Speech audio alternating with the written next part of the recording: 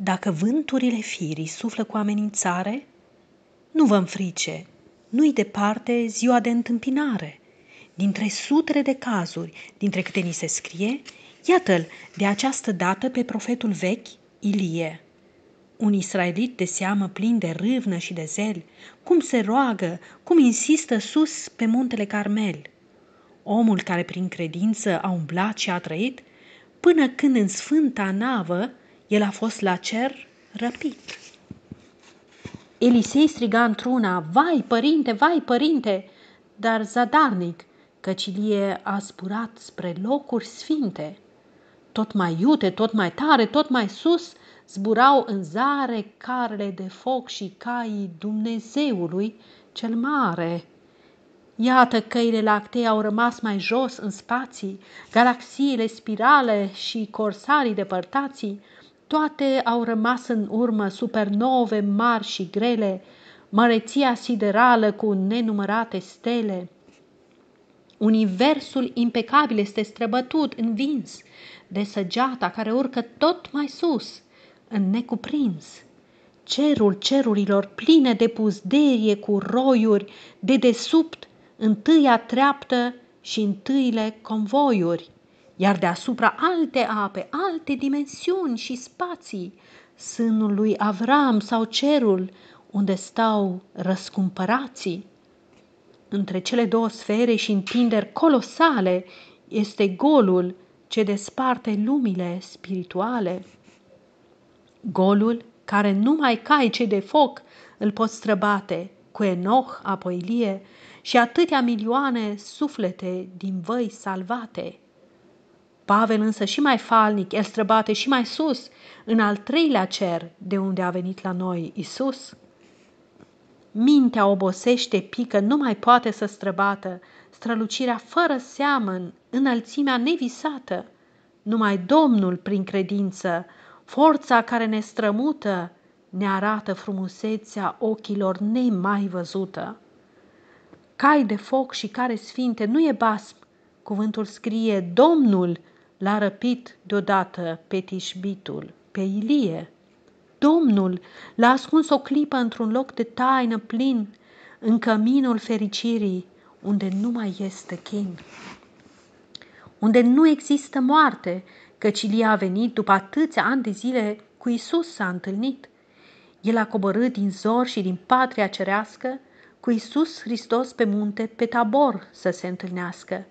Apoi când s-a dus și unde ucenicii nu ne-au spus, doar că a vorbit cu Domnul mântuirii cu Isus.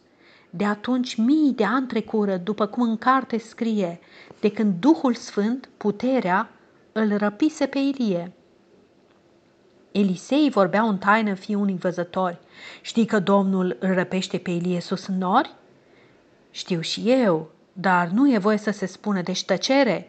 Fraților, când vine Domnul la întâia înviere, Elisei sau frații noștri care așteaptă azi venirea, vor fi înștiințați de Domnul când va fi pe nori răpirea. Toți vor ști, dar numai unii vor avea atunci prilejul, cum a fost răpit Ilie, să-i răpească sus vârtejul.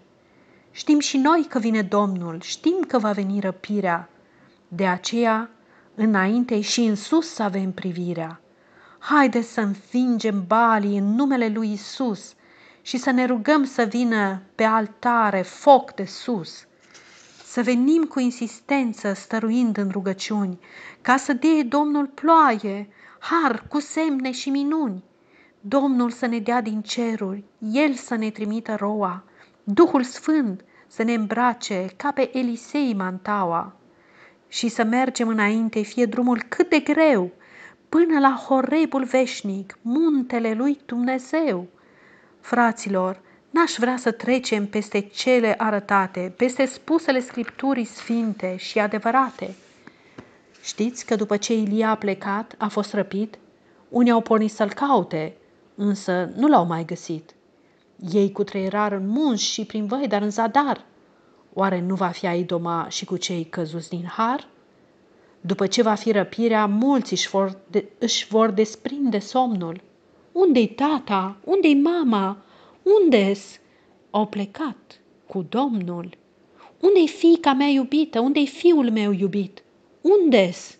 Au plecat. Cu Domnul, astă noapte i-a răpit. Unde-i soțul meu? Vai, Doamne, astă noapte a plecat. Iar în altă casă soțul va rămâne jos în pat. Vor striga în disperare frații de la telefoane, iar în adunări păstorii nu mai urcă la învoane. Cum să urce? Căci cu pietre îi vor nimici cei duri, fiindcă nu le-au spus întocmai adevărul din Scripturi. Vino, soră, vino, frate, vino, lasă șovăirea. Nu mai sta în chipul lumii dacă vrei să prinzi răpirea. Nu mai stați în duh de piatră și în căldicele ape. Domnul vine, Maranata, iată timpul e aproape. Nu mai săvârșiți păcate, nu mai faceți urăciuni. Ca Ilie, ca profetul, stăruiți în rugăciuni. Iată carele și cai și vârtejul sfânt și norul. În curând spre plaiuri sfinte ne-om lua cu toții zborul. Tu, Ilie, tu, Maria, tu, iubite Daniele, urcă-te în nava sfântă care va zbura spre stele. Nu mai sta pe țărmul fricii, ca și Elisei sărmanul, ia-ți mantaua de la Domnul, ca să poți trece Iordanul. Doamne, dorul după tine ne-a întors în sus privirea, nu am vrea să pierdem clipa când va fi pe nori răpirea. Nu am vrea ca să rămână nici copiii, nici părinții, în momentele răpirii când spre cer zbura vor sfinții. Nici păstorul și nici turma și nici oile răzlețe, nu am vrea să pierdem clipa și momentele mărețe. Când ai tăi din cimitire înviați într-o clipită, îmbrăcați în nemurire și în glorie slăvită, vor pleca uniți cu frații care încă n-au murit, căci și Moise și Ilie pe Tabor s-au întâlnit. Vrem și noi, Iisuse Sfinte, să ne întâlnim cu tine și cu cetele de îngeri și cu cetele creștine, să intrăm în odăița tainică și strălucită, până când întreaga lume va fi aspru pedepsită. Fă-ne dar pe toți, Ilie, oameni pregătiți de zbor, căci cu glasul de arhanghel vei chema pe al tău popor. Amin. Aceasta este o poezie numită Răpirea lui Ilie și scrisă de către Dionisie Ciuchici.